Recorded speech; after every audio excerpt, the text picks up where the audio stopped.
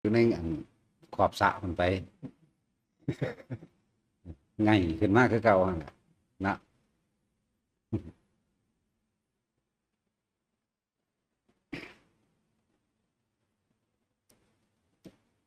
จากเฮาเฮ็ดเพื่ออีหยังเนาะเฮาเฮ็ดอยู่เดี๋ยวนี้ก็ดีเนาะบ่มีแนวใดเลยเนาะแท็กซี่มึงเฮ็ดเพื่อหยังเนาะ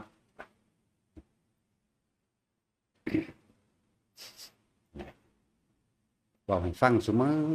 รื่องใดก็ดีจักเฮ็ดไปหยังเบื่อหน่ายแล้วเด้อยากเซาเฮ็ดแล้วเด้อยากเซาเฮ็ดแล้วล่ะหลวงพี่ดงเดี๋ยวเอาหลวงพี่ดงมาแทนบอกให้อ่านให้มันจบพอได้ประกอบกันแหน่ก็บ่ได้เฮาก็อยากอยู่ซื่อๆอยู่เงียบๆแบบเบิดแหน่บ่ได้บ่เนาะมีตัวแทนมาจากคนเลย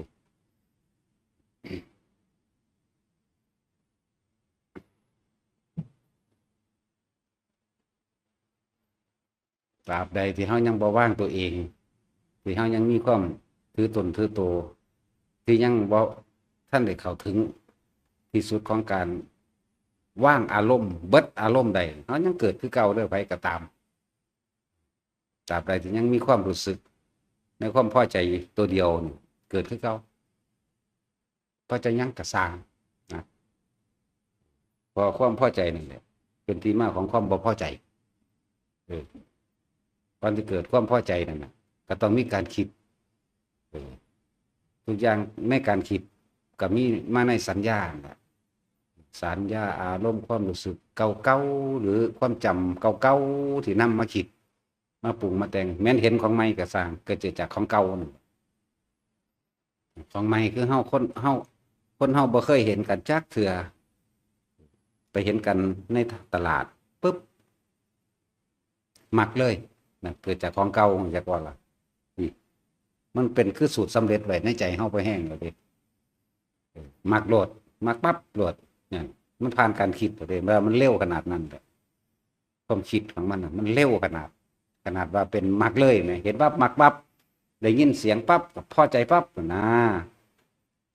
อืมของจันแหละคือกลิ่นอาหารเขาดีนี่ปั๊บแซ่บปุ๊บขึ้นมาโทษในความรู้สึกเนาะเห็นปะเออจังได้กินตำหมักม่วงจังสิมันน้ำลายแตกปากออกเลยเด้เนาะสั่นแล้ว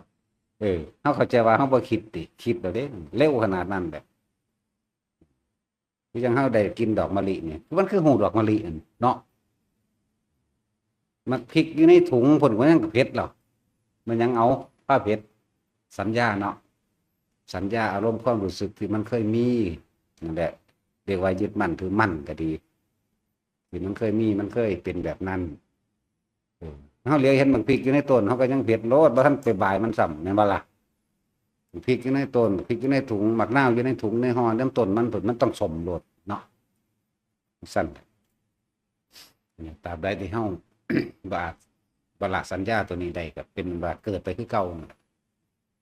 ในสัญญานั้นคนตามหาคือความยินดีความพอใจที่เพิ่นว่าปรารถนาความสุขนั่นแหละยังก็ดีเมื่อปรารถนาความสุขแล้วทุกข์ก็อยู่นำกันนั่นแหละเพราะเหตุแห่งทุกข์ทั้งหลายก็คือความสุขคนเฮาต้องการความที่ยั่งยืนต้องการความมาตรฐานต้องการความบ่เสื่อมยึดมั่นถือมั่นถ้าเฮาบ่ทำความเข้าใจลึกซึ้งเข้าถึงอนิจจังกับอนัตตาได้ต้องเข้าถึงคำว่าอนิจจังคือความบ่เที่ยงแท้แน่นอนความบ่จีรังยั่งยืนของทุกชีวิตสรรพสิ่งสรรพสัตว์ตลอดทั้งตนเองและผู้อื่นนั่นแหละทั้งเบิดแม้กระทั่งโลกทั้งเบิดแม้กระทั่งสิ่งใดเกิดสิ่งนั้นดับเราต้องเข้าใจลึกซึ้งมันเข้าใจจนว่าแจ้งจนว่าบ่มีหยังขัดในความรู้สึกใดนั่นละสัญญาเข้าใจถึงที่สุดมันเลยยังว่าเรื่องว่าพุทธศาสนาเสื่อมลงทุกวันเพราะคนไม่ปฏิบัติหรือว่าเพราะภิกษุไม่ปฏิบัติเพราะหลายๆอย่างเขาบอกมองมันขาดเลยเพราะพุทธศาสนาเกิดพุทธศาสนาจึงเสื่อมแม่นบ่เอาแต่ว่าธรรมะไม่มีวันตาย มีจังสันแม้นพุทธเจ้าจะเกิดหรือไม่เกิดก็ช่างความจริงมันก็เป็นของมันจังสันความจริงทุกสรรพสิ่งสรรพสัตว์ทั้งหลายเกิดเท่าไหร่ตายเท่านั้นความจริงของทุกสิ่งทุกอย่างล้วนแล้วแต่ไหลเข้าสู่ความบ่มีตัวตนเข้าความแตกดับทั้งเบิดเลยเราต้องเข้าใจลึกซึ้งตัวนี้ให้ได้เด้จนเบิดสัญญาในความปรารถนาใดๆทั้งสิ้นมันเด้เบิดอยากให้พุทธศาสนาอยู่คู่โลกคู่จักรวาลไปนานๆมันบ่อยู่คู่ดอกจากว่าล่ะเพราะว่าสิ่งใดสิ่งหนึ่งเกิดเป็นธรรมดาสิ่งหนึ่งก็ดับเป็นธรรมดาแน่ง่ายๆนึงได้บาดนี้แต่ว่าธรรมะนี่แม้เป็นสิ่งที่ไม่ตายธรรมะนี่ไม่เกิดจากว่าไม่เกิดไม่ตายเป็นของมันจังสันขึ้นอยู่กับคนที่ให้ความหมายอย่างว่าพอเข้าไปให้ความหมายไปให้ความยึดมั่นถือมั่นพอเข้าไปให้อีหยังที่อธิบายยากคือดอกที่เฮาสวดมนต์ระลึกถึงพระพุทธเจ้าแต่ละองค์เนาะตันหังกะโลมหาวิโลเมตังกะโลมหายโสสานังกะโลโลกาหิโตนั่นแหละพุทธศาสนาของพระเจ้าองค์นั้นเกิดดับบ่องค์นั้นเกิดดับองค์นั้นเกิดดับแน่เป็นจังซั่นตัวนั่นแหละคือธรรมะแต่เป็นธรรมะที่ไม่มีวันตายถ้าเฮาบ่ให้กับความหมายกับสิ่งใดๆทั้งสิ้นบ่มีความสำคัญมั่นหมายในสิ่งใดสิ่งหนึ่งมันก็เลยเป็นของมันอยู่จังซั่นว่างจากสิ่งที่มีอยู่ทุกสิ่งนั่นแหละเองว่าธรรมะสรรพสิ่งทั้งหลายทั้งปวงถ้าเฮาบ่เข้าไปยึดมั่นถือมั่นมันก็เป็นจังซั่นของมันอยู่แล้วเฮาสิเอาหยังมาถูกเวลาเฮาเห็นคนอื่นตายเฮาคือบ่ถูกนะฟังดีๆเด้อคนอื่นตายที่ไม่รู้จักกันถูกบ่เขามีหยังกันเหรอคนตายพวกคนตายเนาะเขามีความหวั่นไหวมีความถูกบ่มีเพราะว่าบ่มีความสำคัญมั่นหมายบ่มีความยึดมั่นถือมั่นบ่มีสัญญาต่อกันเข้าใจว่าล่ะบัดนี้ลูกตายผัวตายเมียตายปู่ย่าตายายตายคือถูกเอาเป็นหยังคือถูกเอามันไปยึดนั่นแหละมันไปยึดสำคัญมั่นหมายสัญญาอารมณ์ความรู้สึกในความผูกพันนั่นบ่ล่ะสั่นบัดผู้อื่นตายมันคือว่าทุกข์สั่นจังสั่นตัวเราทำความลึกซึ้งให้เป็นทำความเข้าใจให้มันถึงที่สุดจนขาดออกจากความรู้สึกในความสำคัญมั่นหมายยึดมั่นถือมั่นเหตุให้มันเข้าถึงตัวนี้ว่างอารมณ์ความรู้สึกจากสิ่งที่มีอยู่จากสิ่งที่เคยมีแต่ว่าล่ะเนี่ยให้เห็นทั้งเบิดร่วมมึงมาเบิดเนี่ยเพิ่นสิเทศเรื่องได้ไกลสั่งลงอนิจจังอนัตตาเบิดนี่อนิจจังทุกขังอนัตตาแต่ว่าเฮาบ่ค่อยบอกเรื่องทุกข์เฮาบอกเรื่องอนิจจังอนัตตาโดดความบ่จริงแท้แน่นอนความบ่จิรังยั่งยืนความแตกความดับความเสื่อมสลายความบ่มีอยู่กับว่าเขาไปยึดมันจะทุกข์มาจากไสเข้าใจว่าล่ะมันละขาดจากสัญญาทั้งหลายเหล่านั้นแล้วทุกข์มันสิเกิดได้จากใดบ่เกิดนั่นแหละว่าทำความรู้แจ้งกับอนิจจังอนัตตาโหลดไปก็ดีมันยังสิมากกระทบกระทั่งถ้ามันบ่เข้าไปถือเอาจากอย่างมันจะเอาทุกข์มาจากไสคำว่ากระทบนี่มันหยังเอาคำด่าเนาะเขาด่าเปี้ยงเขาด่ามาแล้วได้ก็สร้างเฮาซึ่งหลึงอยู่นี่มันสิเป็นหยังเด้นี่แม่นบ่ล่ะทุกข์บ่เอาก็บ่คิดจักหน่อยมันก็จะยังมาทุกข์ก็ฮู้อยู่ได้ล่ะเขาด่าว่าน้ำไหลก็ดีฮู้ในสัญญานั่นแหละแต่ว่าบ่ปรุงแต่งสัญญาเข้าใจบ่ล่ะเขาด่าไว้จังซี่มาสิแม่มึงเข้าใจบ่ล่ะก็ฮู้ได้ว่าเขาด่าไว้จังซี่แต่ว่ากูบ่ไปปรุงแต่งว่ามึงมาด่ากูแม่งนี่แม่นบ่ล่ะแค่บ่นึกขึ้นมามันก็จบแล้วเด้ก็ฮู้อยู่ได้ล่ะนั่นแหละมันรู้ลึกซึ้งถึงว่าบ่มีเฮาสิบ่ถือเอาความแพ้บ่ถือเอาความชนะเห็นบ่ล่ะบ่ถือเอาแม้ความผิดไม่ถือเอาแม้ความถูกเนี่ยเพราะว่าเฮารู้จักแล้วว่าถ้าเฮาถือเอาความแพ้เฮาก็ต้องต่อสู้เพื่อชนะถือเอาความชนะมันก็ต้องมีแพ้ถือเอาความเกิดมันก็ต้องมีความดับถือเอาความสุขมันก็ต้องมีความทุกข์แม่นว่าล่ะอันมันรู้ถึงหม่องทิ่มเบิดแล้วแม่มันก็เลยถึงหลึงแบบว่าซื่อๆเฉยๆอยู่หั่นน่ะบ่คิดบ่นึกแต่ว่ารู้อยู่เข้าใจว่าล่ะแท็กซี่เข้าใจบ่นี่ สมมติว่าเขามาขาลูกมึงสิเครียดบ่โหมันเลยแหละกูปาดข้อแมงคือกันเหรอเนาะจัดเปรียบเทียบเนี้ยกับเปรียบเทียบเนี้ยมันยากโพดเนาะ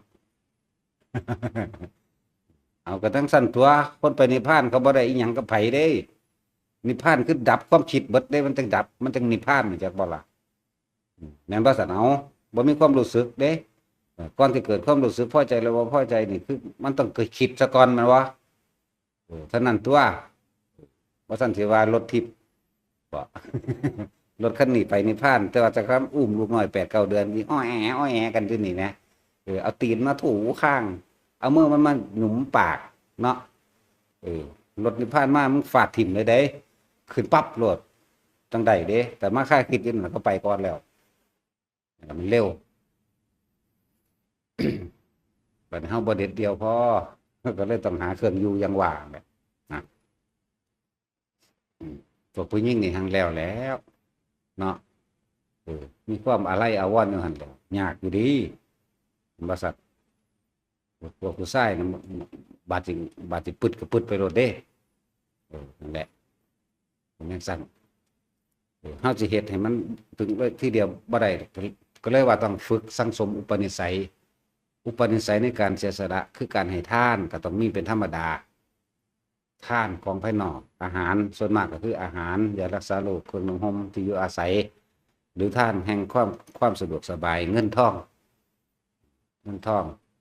ดังสั่นให้ค่ารถค่าเรือให้ความสะดวกสบายจังซี่นะดังสั่นให้ยานพาหนะภาษาโบราณเพิ่นว่าให้ยานพาหนะขึ้นชื่อว่าให้ความสะดวกสบายคือความสำเร็จมันก็เร็วไปใส่มาใส่ก็ได้โดยง่ายคือพวกเขาทานเงินมาจังซี่นะเขาทานเงินมาแต่เฮาเอาไปซื้อรถจังซี่มันก็เป็นอานิสงส์แห่งความสะดวกสบายแม่นบ่ล่ะสั่นซื้อรถซื้อน้ำมันในความสะดวกสบายพวกนั้นก็เลยได้อานิสงส์สะดวกสบายคือกันจังซั่นฝึกหัดท่านตัวนี้ท่านเพื่ออย่างเพื่อจะว่างขาดจากสัญญาอารมณ์ในความเป็นตัวตนเด้เข้าใจว่าของกูเข้าใจว่าล่ะแต่ที่พวกเข้าท่านที่แรกมันบ่ทันได้ว่างขาดตัวเพราะว่าเฮาบ่ได้ยินฟังธรรมบริสุทธิ์จากบ่คำว่าคนที่แสดงธรรมออกมาด้วยความบริสุทธิ์ในการให้ทานนี่พระพุทธเจ้าเป็นต้นเนาะอย่าหวังผลในทานอย่ามีจิตผูกพันในผลแห่งทานคือจะทานแหลกของภาษาบาทเฮาตะเกาทุกคนเนี่ยเวลาให้ทานยังยึดเป็นของกูอยู่แม่นบ่อย่างเช่นออกเงินซื้อกระเบื้องซอยเพิ่นก่อนซอยเพิ่นเด้ฟังดีๆเด้อซอยเพิ่นเฮ็ดหยังคือว่าซอยเจ้าของนั่นแหละคือยังหวังสิ่งใดสิ่งหนึ่งค่ากระเบื้องก่อนค่าน้ำก่อนค่าไฟก่อนค่านั่นค่านี่ก่อนซอยเพิ่นบ่ได้ฮู้ได้ว่าเจ้าของต้องสละออกจากความยึดมั่นถือมั่นคือบ่ต้องช่วยเพิ่นดอกถ้าเราบ่หวังผลในทานบ่ได้หวังว่าไปช่วยดอกแต่ว่าท่านนี่ขาดออกจากความสัญญาอารมณ์ในความรู้สึกว่ายังเป็นของกูบางคนก็ท่านแรกบัดนี้มันสิอธิษฐานขอแม่นบ่นึกขอนึกแรกนึกอยากได้นั่นนึกอยากได้นี่นั่นแหละเรียกว่าหวังผลในทานมีจิตผูกพันในผลแห่งทานมันเลยบ่ขาดจากความเป็นตัวตนแต่ว่าก็ฝึกไปซะก่อนวัดนั่นติเฮ้ยกูก็ได้เฮ็ดนั่นบ่ล่ะนี่ผลมันอันนึงเอาไม่อ้างคนอยากได้ชื่อเสียงบ่ล่ะครับ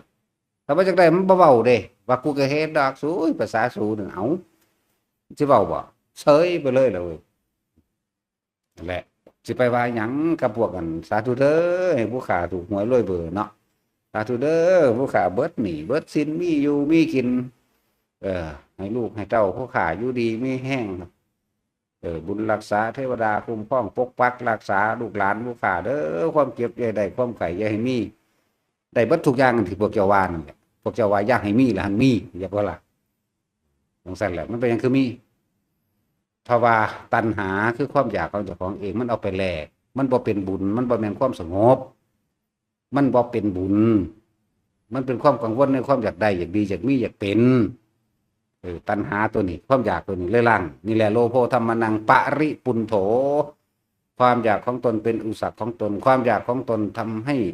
ไม่เห็นผลแห่งการให้ทานจึงไม่ถึงบุญคือความสงบเย็นโรโพธรรมนังปาริปุณโถความอยากของตนเองทำให้ตัวเองไม่เข้าถึงบุญคือความสงบเย็นโรโพธรรมนังปริปันโถความอยากของตนจึงเป็นอุปสรรคของตนนี่อะไรจังว่าเขาสิแสดงแบบบริสุทธิ์โลดท่านโดยว่าต้องไปบังยังดอกท่านถิ่มท่านไปเลยเดี๋ยวจะไปคิดว่าเพื่อนั้นเพื่อนี่นะนี่แหละมันจึงขาดออกจากอัตตาตัวตนขาดออกจากความรู้สึกในความมีและความเป็นจะว่านี่ขาดออกจากตัวนี้นี่ท่านหนึ่งอะไรท่านขอให้ท่านดูความบริสุทธิ์ใจเด้อบริสุทธิ์ใจต้องบ่คิดหยังไหมบริสุทธิ์ใจคือบ่คิดหยังท่านไปโหลดแล้วไปเลยนี่เลยขาดนี่จังอันนึง จังว่าแต่ละคนทำความเข้าใจตัวเองดีๆถ้าปรารถนาหรือหวังสิ่งใดสิ่งหนึ่งคือก็อย่าคิดว่าสิสะพ้องพ้นทุกข์นะจังว่าแต่ละคนทำความเข้าใจกับตัวเองเด้อท่านมาเนี่ยเป็นคือเพิ่นว่าบ่นะท่านที่ทุกคนท่านมาอาหารยารักษาโรคเครื่องห่มที่อยู่อาศัยเครื่องอำนวยความสะดวกมีเงินเป็นต้นมีทองเป็น2มีเพชรเป็น3อย่างว่าล่ะมีหลายๆอย่างนั่นล่ะบัดนี้มันเป็นจังซั่นเรียกว่าถ้าอย่าหวังผลในท่านจะมีจิตผูกพันในผลแห่งท่านนะนี่อย่าขาดจากความเป็นตัวตนถ้าผู้ใดว่างจิตในการให้ท่านแบบนี้ได้มันเป็นอุเบกขาเด้อุเบกขาแปลว่าบ่คิดหยังบ่อยากได้หยังบ่กังวลหยังบุญเกิดจากการให้ทานคือความสงบเย็นนี่เมื่อตัดความโลภออกปุญญสัพพาคิโนความสงบเย็นจึงเกิดขึ้นกับบุคคลให้ทานอย่างนั้นเด้อเนี่ยแล้วก็ยังล่ะและความอยากนั้นก็ไม่เป็นอุปสรรคของตนนั้นด้วยเป็นอย่างสั้นจิตมันเป็นกลางมันสินะกระชังบุคคลเช่นนี้เด้อเมื่อเขาตายจากโลกมนุษย์จากปณิเขาย่อมเข้าสู่พรหมกายิกาเป็นภพสัตว์แหลกเขาว่างจิตเป็นกลางได้นี่มันเป็นอุเบกขาเด้แต่มันยังเป็นอารมณ์อยู่อันหนึ่งแต่มันสิไหลลึกเข้าสู่ความไม่มีและความไม่เป็นต่อไปเมื่อหมดอายุจากพรหมจกาเด้อเขาย่อมเข้าสู่อนาคามีเพราะข้องไปจากใดไปจากเป็นเข้าใจบ่เมื่อเข้าสู่อนาคามีแล้วในสุทธาวาสหาสันนั้นอยู่ในชั้นใดชั้นหนึ่งก็ช่างเขาพึงได้ปรินิพพานในชั้นนั้นอุปหัจจะปรินิพพายีมั่งอุตังคโตโสมั่งอย่างสินาบางพวกเมื่อเข้าสู่อนาคามีแล้วบ่บำเพ็ญก็ช่างค่อยๆเลื่อนขึ้นจากพรหมะจากอันสุทธาวาสชั้นที่1ที่2ที่3ที่4ที่5นิพพานเลยบางพวกก็อุปหัจจะปรินิพพายีอย่างสิได้นิพพานในขณะระหว่างกลางระหว่างครึ่งสินะอุปหัจจะจังสินะก็อยากเสียบายเป็นอย่างเราจังสิก็เลยเนาะ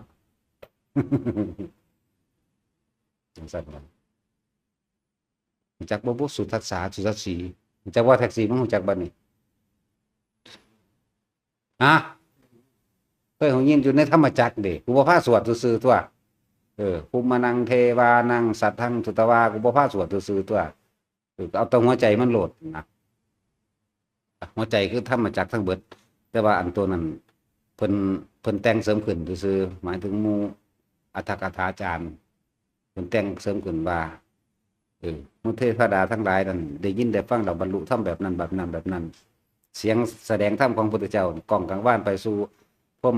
จากเทวดาสัญจาตุนตวัตุสายมาตุสานิมาปรนิมพวกปรนิมกสาธุการขึ้นไปดังหอดพรหมปริสัจจปรโรหิตมหาพรหมาปริตภาอภัสราไล่ขึ้นไปสุทัสสาสุทัสสีจนถึงอาการนิสกาใจว่าล่ะกูว่าผ้าสวดซื่อมันยาวโพดเนาะเอาแต่สวดเต็มเบิดทุกอันอยู่หั่น2 ชั่วโมงที่แล้วบ่นี่ขนาดกูสวดเร็วๆเนาะบ่แม่นว่าบ่ฮู้บ่แม่นว่าบ่ได้อยู่ยาวเกินแต่เฮาเอาหลายบทจังซั่น แหละคนทานที่บ่หวังผลในทานบ่มีจิตผูกพันในผลแห่งทานเด้อแม้นเฮาสิบ่รู้ธรรมะหยังมากมายก็ช่างเถอะนะฮู้อนิจจังฮู้อนัตตาก็จบละทุกสิ่งทุกอย่างนี่หาความจีรังอย่างยืนบ่ได้ทุกสิ่งทุกอย่างเกิดเท่าใดดับเท่านั้นสิเป็นไปดังใจเฮาอยากบ่เป็นไปได้มันเป็นธรรมชาติของมันคนเกิดคนตายหมาเกิดหมาตายแต่ว่าล่ะถนัดต้นไม้แล้วภูเขาเกิดกับตายสายน้ำมันก็ยังมีแห่งยังก็ยังมีน้ำฤดูก็ยังเปลี่ยนแปลงไปเป็นอนิจจังบ่สุดท้ายแล้วพุทธศาสนาเกิดพุทธศาสนากระดับโลกเกิดโลกกระดับแต่ถ้าจะเว้าเรื่อง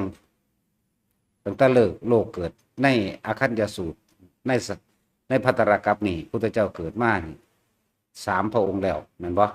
กากุสันโธเนี่ยศาสนาพุทธเจ้ากากุสันโธดับไปแล้วก็พุทธศาสนาคือกันนี่แหละแม่นบ่ล่ะพระโกนาคมนัสสะเกิดดับไปแล้ว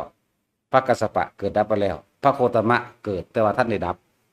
ได้บ่ล่ะต้องมีวันดับคือเก่าเด้อนี่แต่จังมาพระศรีอริยะเกิดแล้วก็ดับคือกันแล้วโลกนี้ก็ต้องดับเรียกว่าอันธทานตรกัปบัดนี้อันธทานตรกัปนี่เป็นตาย่านเด้อพวกเจ้าเอ๋ยตาเว้นขึ้น7 ดวงเด้อแต่เดี๋ยวนี้มันมีดวงเดียวนี่มันก็ห่อนตับแตกแล้วเนาะพูนอันธทานตรกัปซะก่อนบัดนี้ก่อนที่สิ้นศาสนาพุทธเจ้ากักกุสันโธความเจริญสูงสุดแห่งวัตถุโลกเจริญสูงสุดโดยวัตถุจิตใจคนเสื่อมทรามลงขาดธรรมนะขาดธรรมขาดความจริงนะขาดการศึกษาตนเองเข้าสู่ความจริงบ่เข้าถึงพุทธะแท้จักว่าล่ะยิ่งกันฆ่ากันระเบิดปรมาณูคือเก่านี่แหละจักว่าล่ะคนตายเบิดเกิดการกาดเกลื่อนทั้งเบิดเลยบ่แม่นทั้งเบิดยังเหลือประเทศละ1ละ2ประเทศละพวกที่มีความย่านหวาดกลัวหนีไปอยู่ใต้ถ้ำบางหม่องมันลงไปใต้น้ำก็มีเด้จักว่าล่ะที่อานุภาพของระเบิดบ่ถึงอ่ะนะถ้ำบางถ้ำคือมีแอร์อยู่ข้างในแม้นอีหยังสิลงไปนั่นมันสิทังออกมาโลดนะยังลงไปบ่ได้พวกนั้นสิรอดขึ้นมาจากถ้ำบัดนี้เสียงระเบิดเสียงอึกกระทึกทึกโคมมันเศร้าแล้วขึ้นมาเดี๋ยวเบิ่งคนตายเน่ากาดเกลื่อนเต็มไปเบิดกันย่างเลาะหาด้วยความหิวโหยพร้อมหาได้พอกินได้ก็กินสิ่งทั้งหลายทั้งปวงอันเป็นทองคำหรือเงินบ่มีค่าบ่มีความหมายทองคำเข่าหา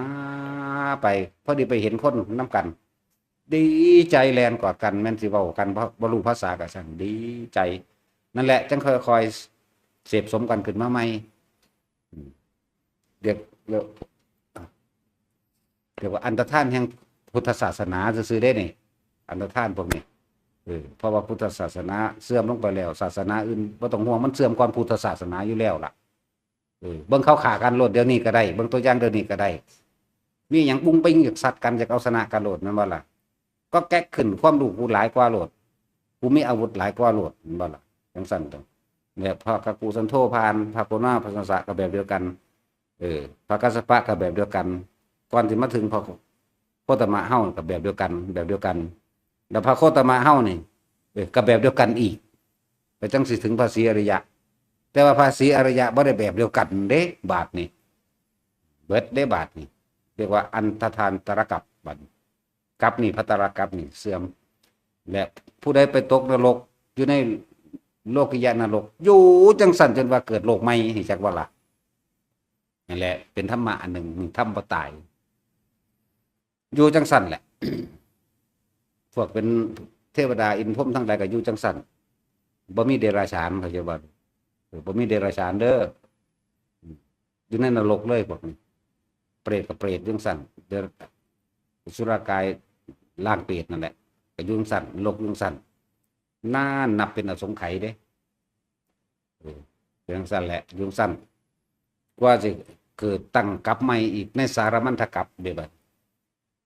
นานจนว่าคนอายุเป็น100,000 ปีซะก่อนจังเรือนลงมา4 ปี จังเลื่อนลงมาเหลือ80,000 ปีนะพระพุทธเจ้าองค์หนึ่งจังจะเกิดขึ้นได้โอ้เนี่ยมันก็หมุนมาหมั่งเก่านี่หนึ่งเด้มาสู่อคันจสุตะในการเกิดขึ้นของโลกกำเนิดโลกกำเนิดพุทธศาสนากำเนิดมนุษย์สัตว์ทั้งหลายนั่นแหละมันมืดบ่ล่ะมืดตึ๊บโลกกันเก่านี่แหละมืดดำคลือจนกว่าจะมีน้ำของก้อนดินไว้ในง่วนดินไว้จนว่าง่วนดินสิโผล่ขึ้นมาได้จิตสัตว์ทั้งหลายอันมุเทวดาจะว่าจะลอยมาเห็นแล้วต้องไปซิมงามง่วนดินได้เมื่อซิมง่วนดินแล้วก็เกิดเป็นกายหยาบได้แล้วเป็นตัวกิมิบ่เพิ่ม ตัวใสๆบ่คือหวกนี่มันบ่แม่นว่ามึงเห็นนั่นน่ะอีห่านี่ ต้องถามมันก็บ่จักสื่อมันเลยใส่เสือเอาเองก็แม่นอีหลีนั่นแหละมันเว้ามันเดาถูกอยู่ถึงคือหวกใส่จังซั่นนั่นแหละจังคอยวิวัฒนาการบัดนี้ม่วนดินมันเบิดแผ่นดินเกิดขึ้นเด้แผ่นดินจากกลางน้ำปูวะขึ้นมาเกิดขึ้นแล้วจะมีต้นหญ้าต้นนั้นสัตว์ทั้งหลายเกิดมาขึ้นเป็นพร้อมกันเด้เป็นผู้ของไผของมันเด้ไก่ตัวผู้ตัวเมียก็เกิดขึ้นพร้อมกันบ่แม่นไก่กับไข่อันใดเกิดพร้อมกันเป็นธรรมชาติสร้างสรรค์มาเป็นเสมอกันผู้หญิงผู้ชายเกิดเสมอกันลิงผู้ลิงแม่เกิดพร้อมกันบักหอยผู้บักหอยแม่อีปูผู้อีปูแม่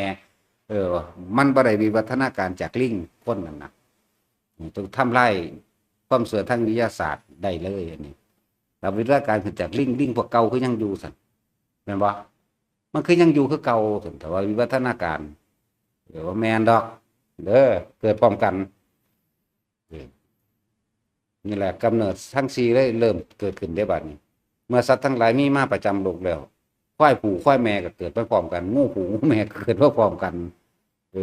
เห็บเหาผู้เห็บเหาแม่เกิดพร้อมกันเด้จักบ่นี่เข้าใจบ่นี่ผู้หญิงผู้ชายก็เกิดมาพร้อมกันเด้ตะกี้บ่ทันได้เคยผสมพันธุ์กันดอกจนกว่าการเวลานานไปจังเดียวเบิ่งผู้หญิงก็จังมีแบบนึงผู้ชายมีจังเดียวเบิ่งกันจังเอากันเอาก็เอาแบบสัตว์นั่นแหละจักว่าท่านมีบ้านมีเรือนแล้วนั่นเริ่มต้นของโพธิสัตว์จังสิลงมาเกิดแล้วเริ่มมาสั่งสอนให้รู้จักมีระเบียบอันใดเป็นอันใดดีอันใดเลวจังมาสอนกันเรื่อยแล้วเพิ่นก็ตายไปแต่คอยเที่ยวไหลลงมาเรื่อยจังคอยให้รู้จักคำว่าบาปรู้จักคำว่าบุญจังคอยสะสมเอาคนพวกนี้เริ่มต้นแรกสัตว์นรกมาเกิดมากที่สุดอยากบ่พวกพจน์นรกกันนะเริ่มต้นแรกมูเทวดาเกิดก่อนก็เลยผู้ใดจะเกิดเป็นมนุษย์และก็คือว่าบ่แม่นจะเกิดเป็นมนุษย์อย่างนั้นก็คือเคยทำกรรมอะไรรวมกันไว้สัตว์นรกนะพวกสัตว์นรกพวกเปรตก็มีสมรู้ร่วมคิดกันกรรมรวมกันโดยการกระทำทั้งความคิดนี่เด้ก็ไปเกิดในท้อง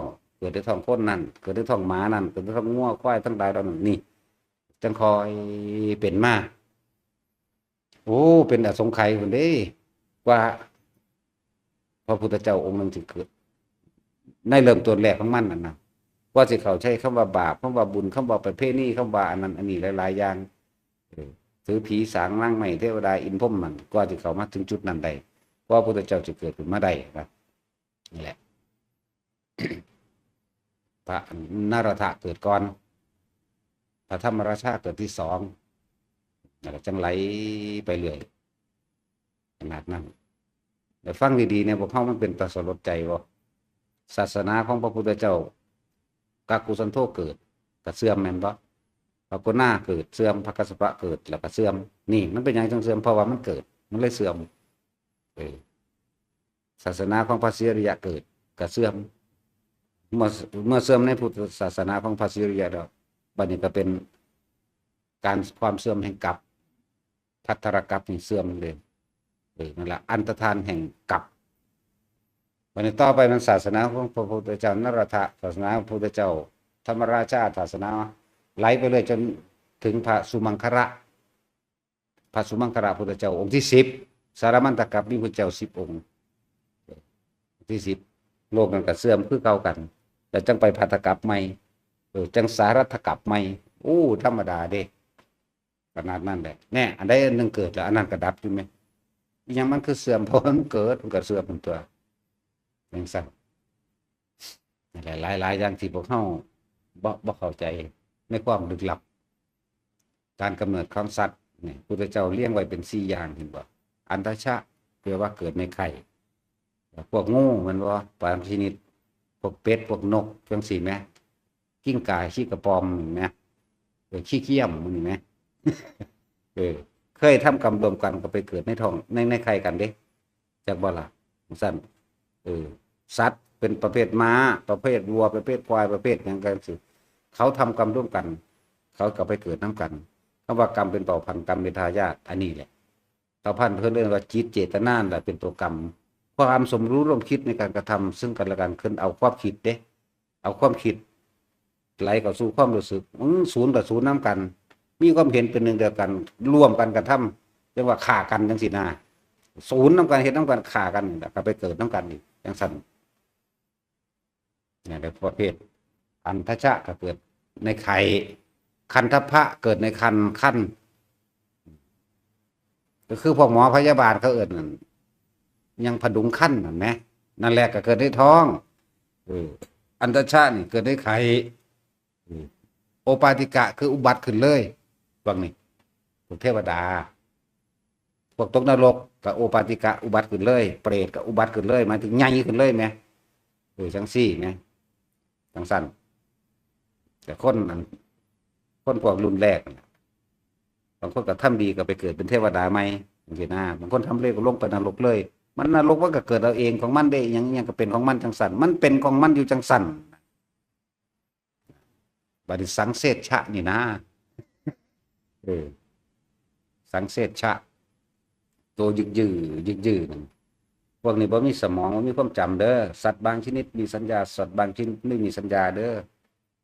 ธรรมดาตัวเปื่อยๆและอย่าลืมว่าในเปลือกในโลกนี่แต่ละสันมีสัตว์อาศัยอยู่ทุกชนิดไอ้ประเภทสังเสชะนี่แทรกซึมอยู่ในเนื้อในดินจักสิเอิ้นสว่างใดทางนั้นภาษาโลกเดี๋ยวนี้เขาใส่สว่างใดล่ะเนาะตัวยืดน้ำก้นแอ่งน้ำก็เห็นบ่เหลืองๆก็มีดำๆก็มีแล้วหัวโปๆขึ้นนี่นะอีปมมันสว่างใดมันเป็นยืดแต่เฮาแนวขีดมันก็ขาดเอาเด้เปื่อยๆเด้มันก็เห็นอยู่บ่เดี๋ยวนี้ก็นั่นแหละจังเขาเอิ้นสว่างใดภาษาวิทยาศาสตร์เนาะก็แมงหัวค้อนอหยังเนี่ยนะกูเอิ้นสังเสชะเลยเอิ้นพระพุทธเจ้าหลายเด้แล้วในสันเปลือกโลกแต่ละสันมีตลอดเลยอยู่ก้นทะเลนี่ทางหลายแล้วก็ไหลลงไปสู่ก้นลึกเข้าไปอีกขนาดนั้นธรรมดาเลยทะเลลึกพวก6-7 กิโลจังซี่จังยังเขามียังมีไปอีกอยู่เด้ธรรมดาเด้สังเสชะนี่มากที่สุดอยากบ่ล่ะมากขนาดนี้ที่ว่าเฮาว่า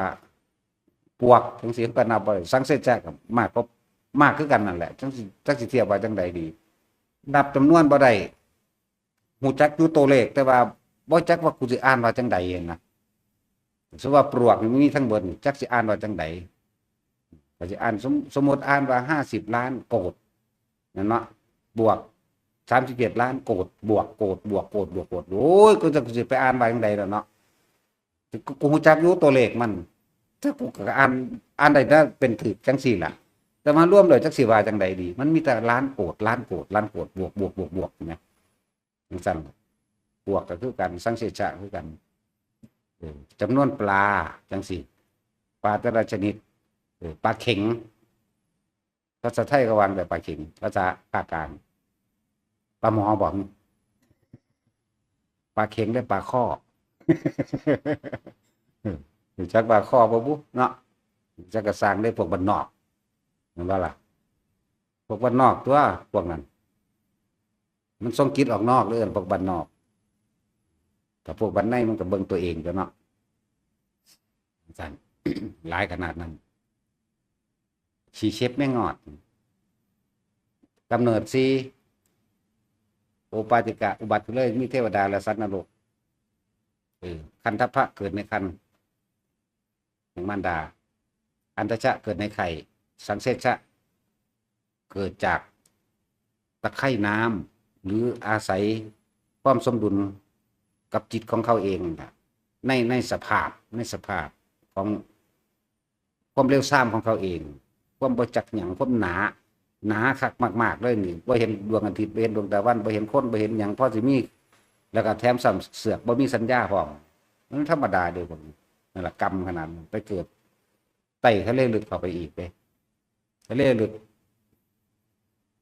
ทางวิทยาศาสตร์เขาเอิ้นจักกิโลแล้วเขาวัดกันมันได้ลึกที่สุดเนาะถ้าว่า7กิโลมั่ง8กิโลนั่งบ่แม่นเด้อลึกกว่านั้นอีกนั่นแหละไปเกิดมันขนาดนั้นแหละลึกลับขนาดนั้นแหละพวกนั้นขนาดถ้าเห็นน้ำที่มันในเวลาเราดูดน้ำบาดาลที่เจาะลงคือมีใส่เดือนคือมีสีแคร์เนาะมันใส่แล้วมันคือมีเอาแบบนั้นสั่นแล้วเพิ่นยังมาแบ่งประเภทสัตว์อีกแบ่งประเภทว่ากำเนิดสี่โอปาติกะคันทัพพะอันทชะสังเสชะแล้วมันยังมาเป็นประเภทสัตว์อีกที่กันได้บัดนี้สัตว์2 เท้าสัตว์มีเท้ามากสัตว์ไม่มีเท้าผมบอกแต่ว่าล่ะสัตว์4 เท้านั่นมีเท้ามากเลยตักจาก6ขึ้นไปพี่ปูชีเชฟสิไปว่ายังกับอันกิ้งกือมีจักตีนเนาะเอาแต่สินกิ้งกือมีจักตีนไปนับอยู่บอกจังสั่นแล้วตัวทราบหลายผู้เขาบ่นับจักตีนกิ้งกือก็ว่าเขาตัวเนาะมดแดงมีจักขาเดาได้บาดนี่นั่นเรียกว่าเดาเอาเบิดนี่แหละพวกบ่จักหยังบ่ไปนับเบิ่งนั่นแหละเพิ่นเลยจัดประเภทสัตว์พระพุทธเจ้าเพิ่นจัดสัตว์ไม่มีเท้างูเด้สัตว์นั่นบ่ล่ะแล้วก็อีหยังอันยืดๆนี่แหละสัตว์มีเท้ามากก็ไล่จากอีปูขึ้นไปพวก6 ตีนขึ้นไปเด้อสัตว์4 เท้าพ่อหูอยู่ว่าง้อบ่ค่อยบ่มาสัตว์2 เท้าก็คือคนพวกนกบางทีน่ะนี่เพิ่นก็ยังสัตว์ประเภทสัตว์ไปนี่ประเภทเดรัจฉานยาวไปข้างหน้าเพราะพวกนี้ขวางความเจริญของผู้อื่นก็เท่ากับการขวางความเจริญของตัวเองพวกนี้อย่างสั้นสัตว์มีเท่ามากนี่คือนั่นแหละใจเดือนมีเท่าบ่มีเด้บ่มีงูก็บ่มีอย่างสั้นพวกเดรัจฉานมันสิยาวไปโตมันสิยาวไปข้างหน้าเด้อเวลามันเคลื่อนที่ทางไปลิงมันก็ย่าง2 ขาได้อยู่แต่ว่าเวลามันไปจริงๆมันไป4 ขาเด้เห็นบ่จังซั่นแหละนกจังซี่2 เท้าคือคนเฮาแต่ว่าเวลาไปข้างหน้าเวลาเคลื่อนตัวเด้ก็ไปเอายาวไปข้างหน้าคือเก่าพวกขวางจักว่าพวกขวางจังซี่แหละฟังเราเป็นตาสลดใจจักหน่อยบ่หรือไผก็ดีฟังเราได้เนื้อหาข้อความว่ามันทุกข์มันยากกว่าเกิดนี่ฟังเราเป็นตะยุดตัณหาอุปทานความอยากความยึดของเจ้าของได้บ่นะเป็นบ่ล่ะภาษาชีวิตเฮาอีหยังหากินแค่กะแหล่เดียวซ้ำตาย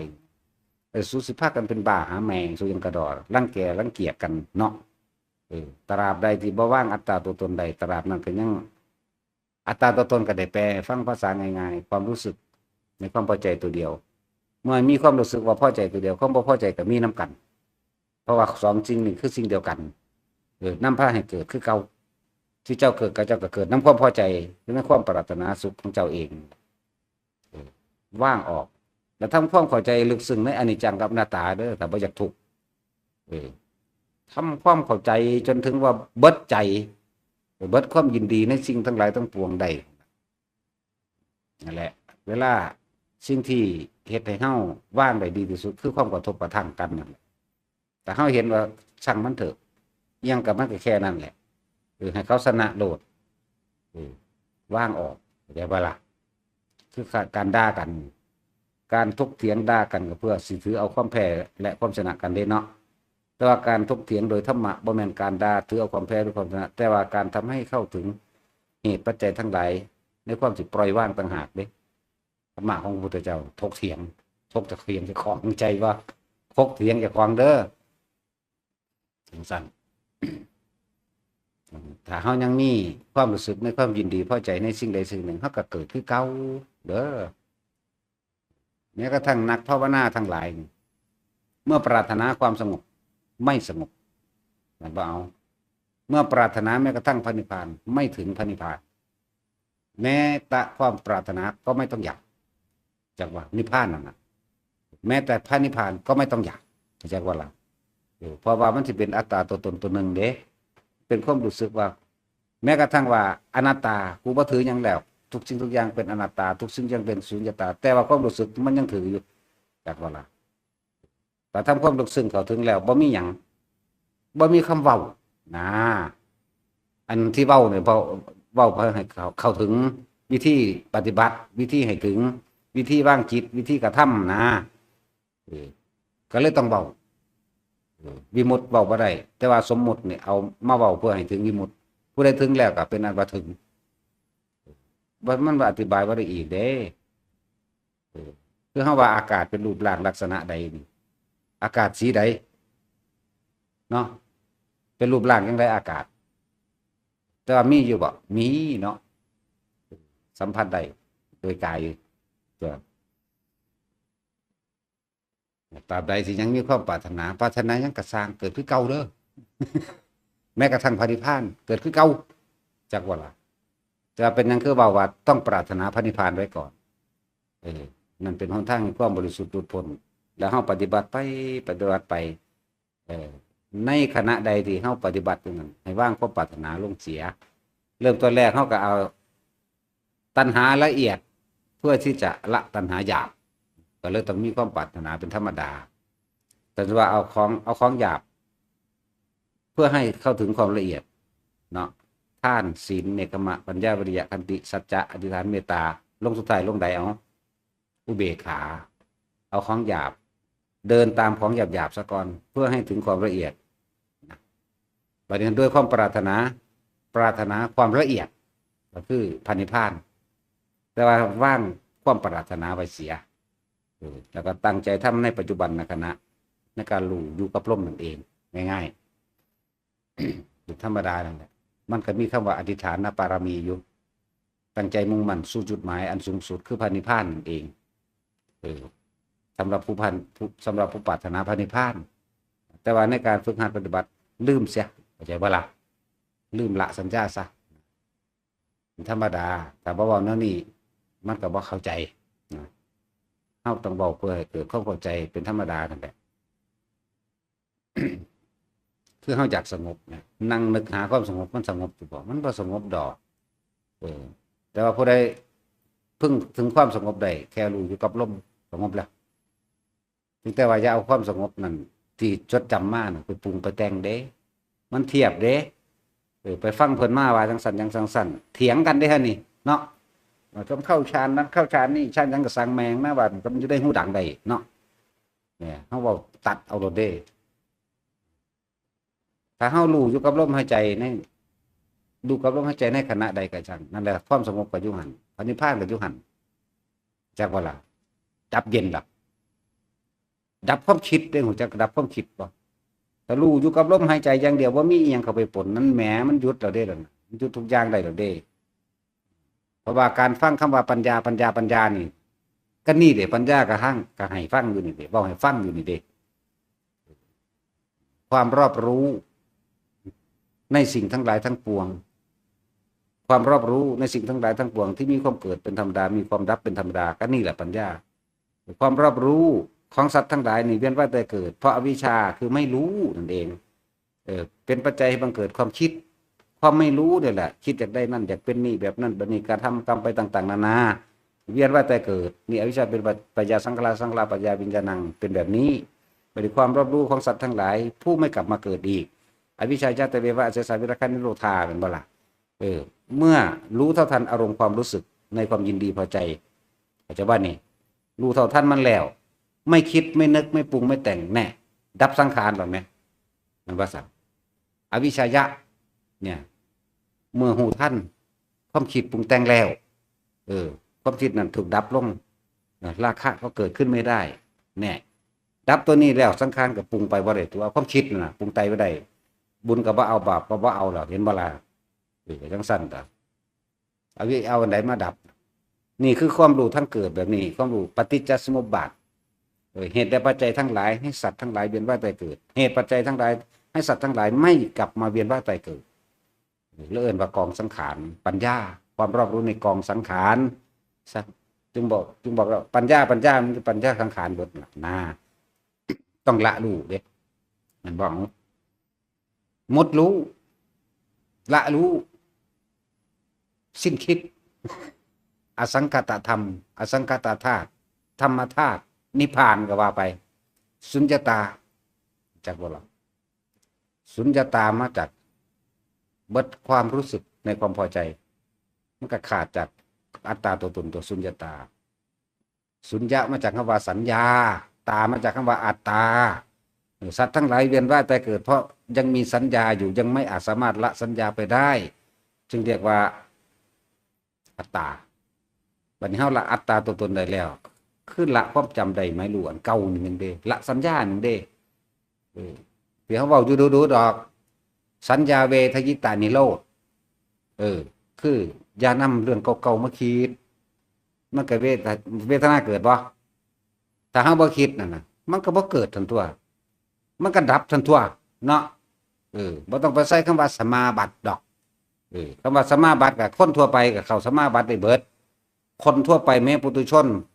ผู้เข้าฌาน4อรูปฌาน4ได้เข้าใจบ่ล่ะเข้าฌานดีๆนี่แหละแต่ว่าเขาสิละความรู้สึกในอัตตาตัวตนได้บ่บัดนี้พระอรหันต์เข้าเอิ้นว่าสัญญาเวทิจนิโรธอันเดียวกันเข้าฌานเดียวกันฌาน4กับ4เดียวกัน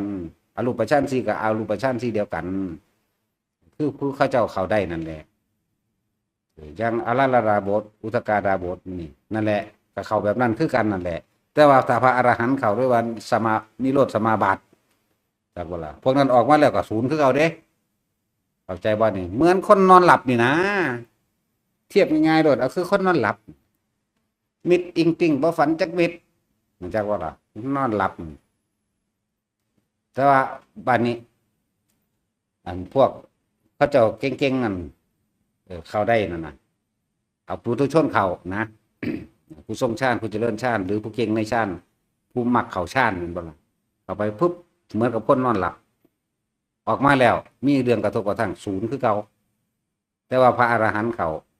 ก็เข้าอันเดียวกันนั่นแหละออกมาแล้วบ่ศูนย์จักว่าบ่มีอารมณ์ความรู้สึกในความพอใจและบ่พอใจกับสิ่งใดเลยจักว่าล่ะเข้าอันเดียวกันเด้อนั่นแหละมันอยู่ที่ตรงการละสัญญาละสิ่งเก่าๆจึงบางทีเขาก็ยังใส่คำว่าการแก้กรรมที่ดีที่สุดคือการจะนำเรื่องเก่าๆมาคิดเก่าสมัยเก่าหอดแสนศาสตร์ที่แล้วก็ได้เก่าหอดอสงไขยที่แล้วก็ได้แหละจะนำเรื่องเก่ามาคิดเด้อเฮาบ่มีปัญญาพอสิไปรู้ได้ว่าศาสตร์ที่แล้วดอกเอาศาสตร์นี้มันก็จื้อบ่ได้คักปานใดดอกล่ะแต่บ่ล่ะแต่เอาแต่ศาสตร์นี่บ่ต้องจื้อเรื่องของศาสตร์นี่ในนี่มานำมาคิดมันก็จบได้คือกันนั่นแหละนะแต่ว่าศาสตร์ที่แล้วมันสิโผล่ขึ้นมาที่เนาะ เวลามันเข้าสู่ความสงบแล้วมันสิมีขึ้นมาเด้ในจังซั่นตอนนี้เฮาบ่ทันได้เข้าถึงความสงบบ่ทันเป็นสมาธิอันใดหนึ่งก็ช่างมันสมว่าเรื่องเล่าที่เกิดขึ้นในศาสตร์นี้ที่เฮาพอจำได้อยู่ถ้าเฮาบ่นำมาคิดมันก็เกิดหยังขึ้นบ่ได้เข้าใจว่าล่ะเวทนาหมายถึงความรู้สึกก็ยังเกิดบ่ได้บัดนี้อาศัยลมหายใจอานาปานสตินั่นแหละเมื่ออาศัยลมเพ่งในลมหายใจเกิดสมาธิบัดนี้จิตเมื่อความตั้งมั่นขึ้นแล้วคณิกะสมาธิจิตตั้งมั่นในความสงบเมื่อจิตตั้งมั่นในความสงบประเคาะไปไหลไปเรื่อยแล้วจะเกิดอุปจารสมาธิอันนั้นแหละสัญญาเก่าๆมันสิเกิดจักบ่ล่ะที่ว่าศาสตร์นี้เฮาก็บ่จำแล้วศาสตร์เก่าๆมันสิพุทธเจ้าสินำมาคิดต่อบ่นี่แหละนี่ต่างหากละบาดนี้นี่บอกว่าถ้าบ่คิดตามสัญญามันสิสัญญาในศาสตร์ที่แล้วกับที่แล้วอสงไขยที่แล้วแต่เฮานำมาคิดมันก็ซ้ำเดี๋ยวนี้เด้จักว่าล่ะเปรียบเทียบคือจังเฮาเคยผิดกันไว้10 ปีแล้วเคยผิดกันไว้กับบักหานั่นล่ะอีหานั่นแหละผิดกันไว้มันลืมไปแล้ว เดินทางไปที่หนึ่งไปเห็นกันปุ๊บคิดปั๊บขึ้นมาเลยเข้าใจบ่ล่ะนั่นพบเกิดล่ะคิดปั๊บขึ้นมาถึงตะกี้เนาะนะสมมติตะกี้เคยผิดกันไว้ถือเขารังแกแต่ว่าบัดนี้ไปเห็นกันใหม่ปุ๊บใน10 ปีที่แล้วตะของน่ะได้ดีกว่าเขารวยกว่าเขามีธรรมดาสักกว่าเขาคิดปั๊บขึ้นมานั่นกูว่าแล้วสมน้ำหน้ามึงเด้เกิดขึ้นเขาเห็นบ่บัดนี้กลับกันเฮาตกต่ำเนาะเฮาตกต่ำแต่ว่าเขาสูงกว่าไปเห็นกันปั๊บมันเคยผิดกันไว้เนาะโอ้ยงั้นแล้วแย่งชิงผู้อื่นมาได้ดีว่าเด้เนี่ยเกิดคือเก่าอยากว่าล่ะนั่นเลยเอิ้นว่าสัญญาเอาความเก่าความหลังมาคิดมีเปรียบเทียบว่าในศาสตร์นี่เคยผิดกันไว้10 ปีแล้วมันลืมไปแม่นบ่ไปเห็นกันใหม่ปุ๊บศูนย์ขึ้นอีกแม้นเรื่องบ่ศูนย์ก็จังบัดแม้นเรื่องดีใจก็จังเคยจากกันไปหมู่ฮักกันเนาะหมู่ฮักกันไปเห็นกันปุ๊บคิดถึงกันแลนกอดกันเวลาปรุงสัญญาบ่สั่นโอ้เป็นจังได๋หมอเสี่ยวอยู่ซั่นจังซี่ก็ว่าได้เนาะเกิดได้นั่น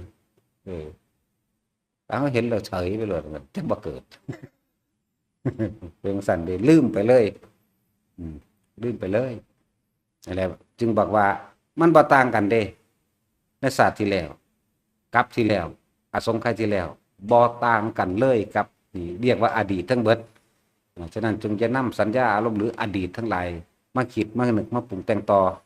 อดีตกับอนาคตถ้าเกิดการคิดนึกแล้วจึงเป็นสิ่งเดียวกันเป็นหนทางแห่งความเกิดคือกันเกิดเป็นยังกับทุกแมงคือเก่าตัวแม่นบ่ซั่นจะคิดได้ว่าเทวดาบ่ถูกเทวดาต้องรักษาอารมณ์เด้อศูนย์บ่ได้เด้อสิบอกให้โมโหบ่ได้เด้ลงนรกเลยเด้วืดลงไปเลยเด้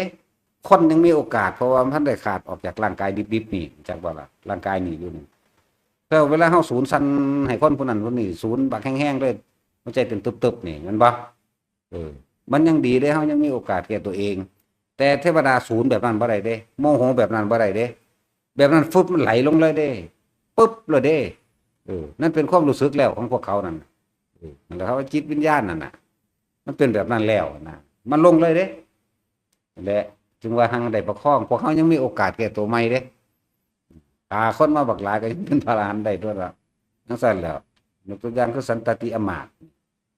องค์คุลิมานยังกระจอกอยู่ดอกอันขาคนนั้นในจุลคาส 35,000 พุ่นเนาะองค์คุลิมานมีบันทึกว่า999ซั่นพันกว่าคนนึงดอกยังกระจอกอยู่ขาคนเท่านั้น